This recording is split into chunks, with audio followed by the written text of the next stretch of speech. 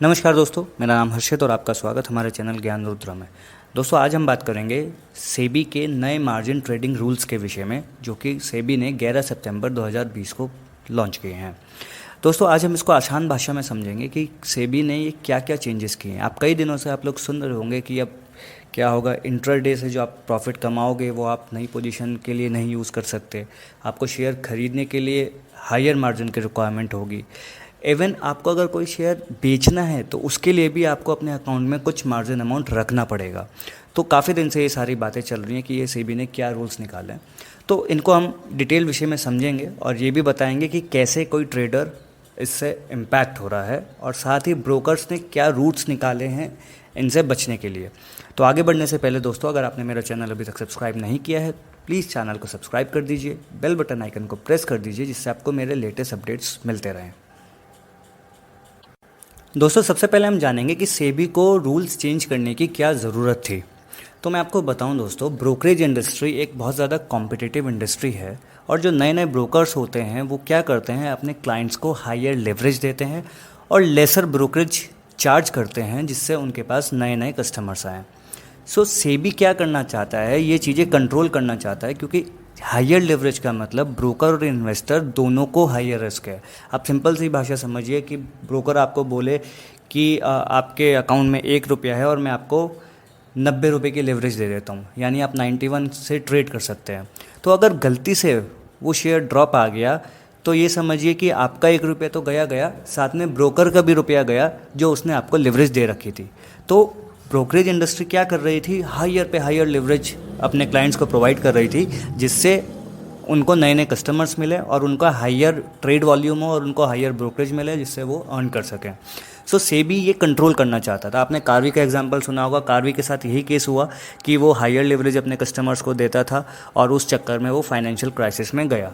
हालांकि जो जेन्युइन जो उसके इन्वेस्टर्स थे या जेन्युइन जो उनके ट्रेडर्स थे, जिन जो लिवरेज पे काम भी नहीं करते थे, उनका भी पैसा डूब गया, क्योंकि जिनको उन्होंने कार्वी ने हायर लिवरेज दे रखी थी, जब वो पैसा डूबा तो ब्रोकर का पैसा डूबा और ब्रोकर के पास उन कस्टमर्स का पैसा था जो सही तरीके से ट्रेड कर रहे थे। तो ये सब कंट्रोल करने के लिए सेबी को ये रूल्स लाने पड़े।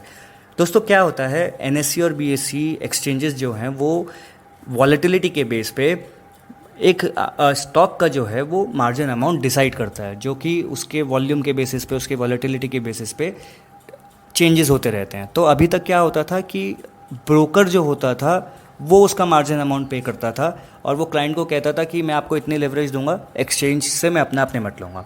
तो होता क्या था कि जैसे आपने देखा होगा ज़ेरोधा में कि कई बार ज़ेरोधा अब क्या करने लगा है, जो आपके हायर वॉल्यूम वाले हो, अगर आप वहाँ पे ब्रैकेट ऑर्डर प्लेस करने जाओ तो वो ब्रैकेट ऑर्डर प्लेस नहीं होता। वो पहले ही रिमार्क दिखा देता है कि हायर वॉलेटिलिटी की वजह से ब्रैकेट ऑर्डर्स उसने बंद किए हुए हैं।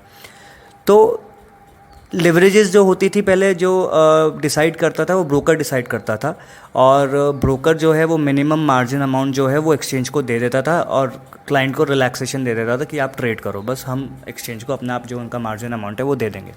लेकिन अब क्या है, सेबी ने ये रूल्स चेंज कर दीजिए। सबसे पहला पॉइंट है, इन्वेस्टर को मिनिमम 20% मार्जिन रखना पड़ेगा और ब्रोकर आपको इसमें कोई बेनिफिट नहीं दे पाएगा। तो अगर मैं बात करूं दोस्तों, तो ये अब पहले एक्सचेंज ब्रोकर एक्सचेंज को देता था, अब एक्सचेंज ने बोला है कि क्लाइंट के पास इतना होना ज़रूरी है जिससे क्लाइंट भी सेफ रहे और ब्रोकर भी सेफ रहे। तो दूसरे पॉइंट की अगर हम डिस्कस करें, सेबी ने बोला है कि मैक्सिमम लेवरेज आप 5 टाइम्स ही दे सकते हो। तो एक्सचेंज ने एक मिनिमम मार्जिन लिमिट जो स्टॉक्स के बेसिस पे सेट करी है कि वॉलेटिलिटी जो स्टॉक्स के बेसिस पे रहता है, तो ब्रोकर जो है वो 5 टाइम्स तक का ही मार्जिन जो है वो लेवरेज दे सकता है अपने क्लाइंट्स को। तीसरा पॉइंट जो वो लेकर है, सेटलमेंट साइकिल्स। दोस्तों, जैसे कि आप जानते हो, जब आप कैश में कोई स्टॉक परचेज करते हो तो जो उसका कॉन्ट्रैक्ट है या जो वो शेयर है वो आपके डीमैट अकाउंट में T+2 डेज़ में रिफ्लेक्ट होता था। तो जब भी आप कोई शेयर खरीदते हो तो उसका जो कॉन्ट्रैक्ट है वो आपके लेजर पैनल में दिखाना शुरू कर देता था, लेकिन जो ये होता था कि आप के वो एक्चुअल डीमैट अकाउंट में T+2 डेज़ में आता था और आप क्या कर सकते थे, उसको जैसे ही आपने ख़रीदा है उसको आप उसी दिन सेल भी कर सकते थे। तो लेकिन अब क्या है, सेबी ने बोला है कि आप किसी शेयर को तभी सेल कर सकते हो जब आपके पास वो डीमैट अकाउंट में ऑलरेडी अवेलेबल है। अगर हम एग्जांपल की बात कर रहे हैं, अगर आपने कोई शेयर मंडे को ख़रीदा तो वो आपके डीमैट अकाउंट में वेडनेसडे इवनिंग तक आएगा, तो यानी आप उस शेयर को थर्सडे तक ही सेल कर सकते हो। तो ये थोड़ा सा पॉइंट है जो ट्रेडर्स को दुखी कर सकता है कि यार मैंने आज शेयर ख़रीदा, मुझे अगर आज ही बेचना है तो मैं आज क्यों नहीं बेच सकता। हालांकि इससे घबराने वाली बात बिल्कुल भी नहीं है, क्योंकि ब्रोकर्स जो है वो इस पर काम कर रहे हैं और वो इसका रूट निकाल रहे हैं, और काफ़ी ब्रोकर्स तो इसका रूट लेकर आ भी गए हैं, और बहुत जल्दी सारे ब्रोकर्स उस चीज़ को इम्प्लीमेंट कर देंगे। तो आपको इस चीज़ से बिल्कुल घबराने की ज़रूरत नहीं है। चौथा पॉइंट जो है वो सेबी ने बोला है कि इंट्राडे के जो प्रॉफिट्स हैं वो उसी सेम डे में यूज़ नहीं हो सकते। देखो, जैसे हमने अभी जाना कि सेबी ने बोला है कि डिलीवरी के 2 दिन बाद ही, मतलब डिलीवरी जब T+2 डेज़ में आपके पास आ जाए किसी शेयर की, तभी आप उसको ट्रेड कर सकते हो। तो एक ये उन्होंने बोला कि आप इंट्राडे के प्रॉफिट को 2 दिन बाद ही यूज़ कर सकते हो, जब वो पूरा का पूरा डीमैट अकाउंट में सेटल हो जाए। तो एक ये भी पॉइंट है। तो लेकिन इसमें इतना घबराने वाली बात नहीं है, क्योंकि आपकी कैपिटल तो आप यूज़ कर ही सकते हो। थोड़ा सा लिमिटेशंस आई हैं, थोड़ा सी बाउंडेशंस आई हैं कि आप इंट्राडे के प्रॉफिट को 2 दिन बाद यूज़ कर सकते हो।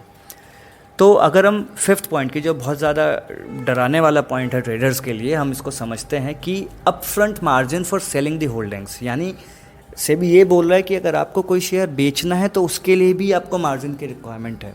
तो इससे घबराने की बिल्कुल भी ज़रूरत नहीं है। मैं आपको डिटेल में समझाता हूँ कि एग्जैक्टली हो क्या रहा है और क्या इसका रूट है। तो दोस्तों, एक्सचेंज और डीमैट अकाउंट अगर हम बात करें, दोनों डिफरेंट अलग अलग चीज़ है। डीमैट अकाउंट में आपका शेयर्स होल्ड होते हैं और एक्सचेंज के थ्रू आप ट्रेड करते हो। तो ये जो कम्युनिकेशन एक एक्सचेंज और डीमैट अकाउंट के बीच होता था, वो ब्रोकर्स के थ्रू होता है। तो अगर आप कोई ऑर्डर प्लेस कर रहे हैं, बेच रहे हैं, तो एक्सचेंज को नहीं पता कि क्या वो शेयर आपके पास है या नहीं है, क्योंकि एक्सचेंज को तो 2 दिन बाद पता लगेगा। T+2 डे साइकिल्स जो है, जब वो आपके डीमैट अकाउंट में रिफ्लेक्ट हो जाएगा। सो एक्सचेंज को ये नहीं पता, क्या पता आप शॉर्ट सेल कर रहे हो, क्या पता आप इंट्राडे कर रहे हो उस ट्रेड में, या क्या पता कि आपके पास वो है या नहीं है। तो एक्सचेंज बोलता है कि यार मैंने अपना मार्जिन सेट किया हुआ है, एग्जांपल 20%, जो कि मार्जिन आपने समझा कि वो स्टॉक टू स्टेक वॉलेटिलिटी के बेसिस पे सेट होगा। तो एक्सचेंज ये कहता है भैया मेरे को अपना 20% मार्जिन दे दो और उसके बाद आप उसे सेल कर लो। यानी अगर आप आज 10 लाख के शेयर बेचना चाहते हो तो 20% उसका 2 लाख रुपए आपके पास पैसा होना चाहिए, ये सेबी बोल रहा है। लेकिन अगर हम बात करें तो बहुत सारे ब्रोकर्स ने इसका रूट निकाला है। ज़ेरोधा ने निकाला है, जिसका नाम इन्होंने दिया है अर्ली पे इन सिस्टम। यानी जब भी आप सेल ऑर्डर प्लेस करोगे स्टॉक एक्सचेंज में किसी स्टॉक का, तो एक्सचेंज को जो है वो ब्रोकर उसी दिन इन्फॉर्म कर देगा कि भैया इस क्लाइंट के पास इतने शेयर्स ऑलरेडी हैं और ये उसके पास अभी तक डिलीवरी नहीं हुई, लेकिन हम इसको अभी तुरंत के तुरंत अपने अकाउंट से डेबिट कर देते हैं, तो आप को मार्जिन की रिक्वायरमेंट नहीं है, ये फ्रॉड नहीं है और आप इसके शेयर्स को बेच दीजिए। तो ज़ेरोधा ने ये ऑलरेडी इम्प्लीमेंट कर लिया है अर्ली पे इन सिस्टम, और हो सकता है कि और ब्रोकर्स भी बहुत जल्द इस चीज़ को इम्प्लीमेंट कर लें। तो दोस्तों, ये जो सेबी के रूल्स हैं, ये अगर देखा जाए तो ये इन्वेस्टर और ब्रोकर्स दोनों के लिए सेफ्टी मेजर्स हैं कि जिससे वॉलेटिलिटी में या बहुत हायर लेवरेजेस की वजह से लॉसेस होते थे, जिसमें हमने जाना कि कार्वी एक ऐसा एग्जांपल है जो हायर लेवरेजेस पे काम करता था और जब डूबा तो वो पूरे फाइनेंशियल क्राइसिस में डूब गया। जो अच्छे अच्छे इन्वेस्टर्स कार्वी से जुड़े हुए थे, उनका भी पैसा डूबा। तो ये एक पॉइंट था कि बेचते समय भी हमें पैसा चाहिएगा, तो ये इसका रूट भी ज़ेरोधा ने निकाला है। साथ ही इसका रूट भी ज़ेरोधा या फिर ब्रोकर्स निकाल रहे हैं कि आप सेटलमेंट जो है जिस दिन खरीदो वो बेच सकते हो, तो उसका रूट भी निकल रहा है। हाँ ठीक है, लेवरेजेस में डिफरेंट आएगा, और एक ये है कि इंट्राडे के मार्जिन्स को आप उसी दिन यूज़ नहीं कर सकेंगे। ये थोड़े से पॉइंट्स हैं, बट इससे इतना घबराने की ज़रूरत नहीं है। तो दोस्तों, एनीवेज मैंने आपको डिटेल्ड विषय में समझाया कि क्या सेबी ने rules, margin rules, trading rules लेकर आया है और उससे क्या क्या बेनिफिट और नुकसान एक ट्रेडर को हो सकता है। तो दोस्तों, आई होप आपको ये वीडियो अच्छी लगी होगी। प्लीज़ अगर वीडियो अच्छी लगी है तो इसको लाइक करिए, कमेंट करिए, शेयर करना ना भूलिए। और अगर आपको स्टॉक मार्केट के और म्यूचुअल फंड्स के विषय में और जानकारी लेनी है तो आप ऊपर दिए गए आई बटन या नीचे डिस्क्रिप्शन में प्लेलिस्ट गिवन है, आप उनको वीडियोज़ को जाकर देख सकते हैं। तो दोस्तों, चैनल अगर अभी तक प्लीज़ सब्सक्राइब नहीं किया है तो इसको सब्सक्राइब कर दीजिए। धन्यवाद। घर रहिए, सुरक्षित रहिए। मैं जल्द ही नई वीडियो के साथ आपके सामने हाजिर होऊंगा। Thank you.